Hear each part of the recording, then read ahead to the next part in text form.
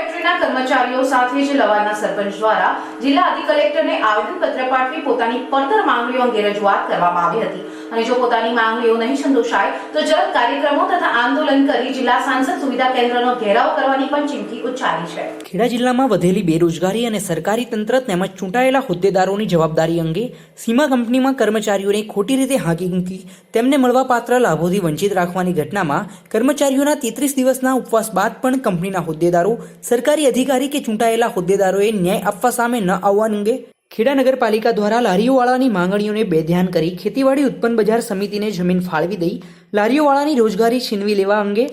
નડિયાદ નગરપાલિકાના સફાઈ કામદારોને કાયદેસર રીતે મળવાપાત્ર લાભોથી વંચિત રાખીને નગરપાલિકાએ અન્યાય કર્યા અંગે તમામ મુદ્દા લોકોની રોજગારી સાથે સંકળાયેલ હોય અને હજારો લોકો બેરોજગાર થાય તેમ હોવાથી તેમને ન્યાય આપવા અને આ માટે ન્યાય ન મળે તો આગામી દિવસોમાં આંદોલન કરવા અંગે ચીમકી ઉચ્ચારાઈ છે। 11મી ફેબ્રુઆરીએ કલેક્ટર કચેરીની બહાર બેરોજગાર યુવાનો અને ન્યાય માંગી રહેલા કર્મચારીઓ સાથે મળી આખો દિવસ પ્રતિક ઉપવાસ કરી રામધૂન અને સ્વચ્છતાનો કાર્યક્રમ કરવામાં આવશે। ત્યારબાદ પણ ન્યાય નહીં મળે તો આગામી સમયમાં નડિયાદથી ફાગવેલ ભાથીજી મંદિર સુધી બાઇક રેલી કાઢી વિરોધ પ્રદર્શન કરી સુરવીર ભાથીજીના ચરણોમાં આવેદનપત્ર મૂકી ન્યાયની માંગણી કરવામાં આવશે। બીજા વિરોધ પ્રદર્શન કર્યા પછી પણ જો ન્યાય ન મળે તો અંતે તમામ બેરોજગારો સાથે મળીને જિલ્લા સાંસદ સુવિધા કેન્દ્રનો ઘેરાવો કરી સૂત્રોચ્ચાર કરીને ન્યાયની માંગણી કરવામાં આવશે। એવી અમારી ઈચ્છા છે। આભાર સાહેબ। માંગણી છે સાહેબ સંતોષાય એ માટે આપને રિક્વેસ્ટ સાહેબ નેતાઓ તો ખબર નહીં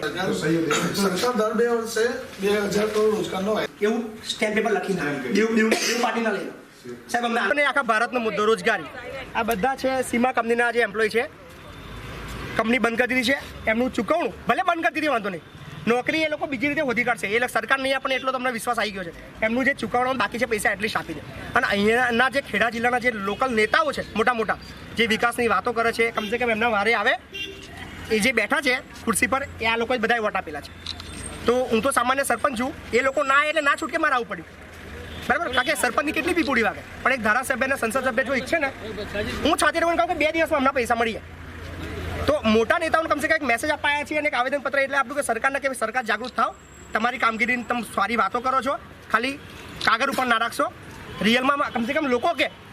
હું વિકાસ કરું તો મારે કહેવાની જરૂર ના પડે કે અમે વિકાસ કર્યો આ લોકોની માંગ નહીં સંતોષાય તો શું કરવું માંગ નહીં સંતોષાય તો કંપનીની છે ને તોડી ફોડીને એના શું કહેવાય સ્ક્રૂ બી વેચી દઈશું અને પૈસા લાવીશું। મારા મુદ્દા બે છે કે ફેબ્રુઆરી 18 થી જાન્યુઆરી 19 સુધી આ કંપનીએ પોતાની મનમાની ચલાવી સરકારશ્રીના ધારાધોરણો અને પોતે ક્લોઝર માટે અરજી કરી હતી એ અરજી નામંજૂર કરેલ હોવા છતાં પોતાના એકતું સત્તા શાસનનો દુરુપયોગ કરી પોતાની મનમાનીથી એકતરફી રીતે કામદારોનો પગાર ફેબ્રુઆરી 18 થી જાન્યુઆરી 19 સુધી આપેલો નહીં એલાઉન્સની રકમો અથવા તો બોનસની મળવાપાત્ર રકમો પણ એમને આપેલી નહીં અને કંપનીએ કોઈ પણ જાતના સરકારી કાયદાઓના સિદ્ધાંતોની વિરુદ્ધ જઈ અને પોતે આ એક એક્ટિવિટી કરેલી છે જેના કારણે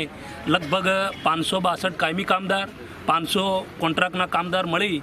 ઓછામાં ઓછા મારી દૃષ્ટિએ તો 10,000 એમના કુટુંબો સાથે વ્યક્તિઓ પ્રભાવિત થયેલા છે અને 3/1/2019થી અમે સીમા કંપની લિંબાસીના ગેટ પર આ એક પ્રતિ ઉપવાસનું આંદોલન ચલાવી રહ્યા છીએ જે ગાંધીજીના માર્ગે અહિંસક રીતે અમે લડત આલી રહ્યા છીએ। આજ દિન સુધી કોઈ પણ અધિકારી અથવા તો કે જે રાજકીય લોક જનપ્રતિનિધિ જેને કહી શકાય એ વ્યક્તિ અમારી ખબર કાઢવા આવેલા નથી। હું તો એ જ કહીશ કે ખરવા મેવાસાનો રસીકરણનો જો પ્રોગ્રામ હોય તો ત્યાં જવાનો એમને ટાઈમ છે તો કામદારોની માટે તમારી પાસે કેમ ટાઈમ નથી? અત્યારે ગુજરાત સરકાર લોકસભાના ઇલેક્શનના અંતર્ગત રાત્રિ સભાઓ કરે છે। Collector Shri DDO Shri DSP સાહેબ શ્રી પણ રાત્રિ સભાઓ કરી ગ્રામજનોના પોતાના પ્રતિભાવ જાણશે એમને સમસ્યા ઉકેલવા માટે કાર્યરત બન્યા છે। તો 1 મહિનાથી જે આ અમારું આંદોલન જે કાયદેસર રીતે છે એના માટે કોઈ પણ સમય ના ફાળવી અમારી સાથે ગુનાહિત વિશ્વાસઘાત થયો હોય એવો અમને અહેસાસ થઈ રહ્યો છે।